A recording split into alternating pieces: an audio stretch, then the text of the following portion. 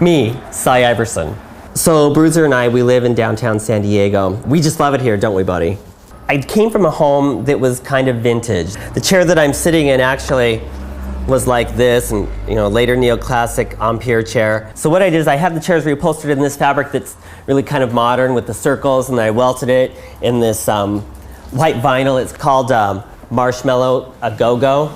And then I used that on the back of the chairs here, and I thought it was a really cool update to some very, very traditional chairs. Come with me into my powder room. My inspiration for the room came from this chandelier. I saw it and I immediately fell in love with it, and I knew I had to do a room around it. So here we go, this is the room. When I was choosing the vanity, I found this very garden-like vanity, but this was all black, so I went and spray painted that white. These wall graphics that are here, I ordered those online, and since I was going for kind of a garden feel, I chose the cherry tree branches, and I really think this is a really cool powder room. So one of my current projects is trying to come up with a piece of art that I can do over my headboard. I ended up taking a very close-up picture of the statue. So I manipulated that image many times in different colors.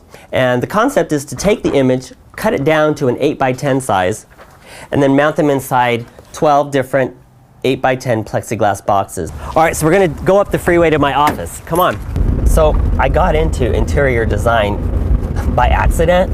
I was working for a furniture manufacturer in the front office, and then I went into sales and met an interior designer, and I thought she was really cool. I wrote her a letter and told her that if she hired me as her assistant, we could both benefit from it. I knew that I would benefit by learning a great deal about design from her, and she could benefit by having somebody who was easygoing and can complete tasks in a very short period of time.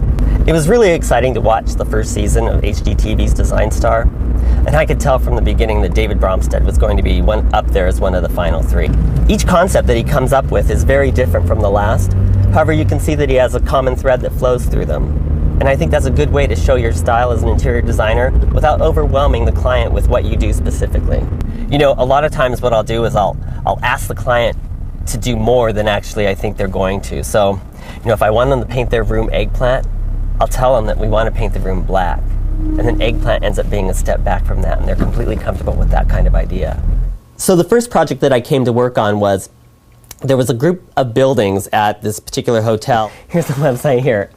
I gotta tell you, I was not pleased with what I saw. Lots of pine paneling. We were gonna go kind of retro modern. The owner really liked this fabric. And I thought, okay, great fabric, but used way too large. So what we did is we put this fabric on an open arm dining head chair as a guest chair in the room.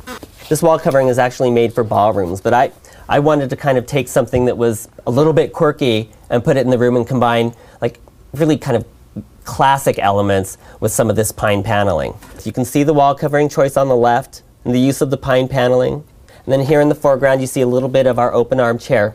We'd finished the 4 mock-up rooms, and the guy that owns the company made a trip up, and he called me on the phone, and I got to tell you, he doesn't really hand out compliments. He called me on the phone specifically and said, I'm up here, and I got to tell you, you did a really great job. And that totally made my day.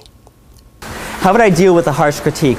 If I wasn't asked to give my opinion, I would stand there like a gentleman and take it very politely. On the other hand, if I was asked for my opinion on what the harsh critique was, I'd probably stand up for myself. I have to say that all of the designers that are chosen as the final 10, we all start on the same playing field, so there really is no excuse for not doing a good job. My best quality as an interior designer is to take somebody else's feeling and turn it into fruition, to give them what it is that they want and make the space a completely emotional experience for the client that totally reflects who they are. My worst quality? I'm probably a little bit short with people at times. I like to be the very best that I possibly can be in whatever it is that I'm doing. So as far as am I competitive, I'd have to tell you yes, I certainly am. And if I weren't, I wouldn't be trying to be the next HGTV design star. So I started my video out with Pillow and Hammer Productions Presents, and I think that really sums up where I'm at in my career. I've remodeled my own home all the way down to the studs. Then the pillow part of the Hammer and Pillow Productions, we work with fabric and soft goods, and I think that I'm really good at that. And I think I could bring all of my experience as an interior designer and my construction experience to the next HGTV design star and have my own show and just be able to run with it.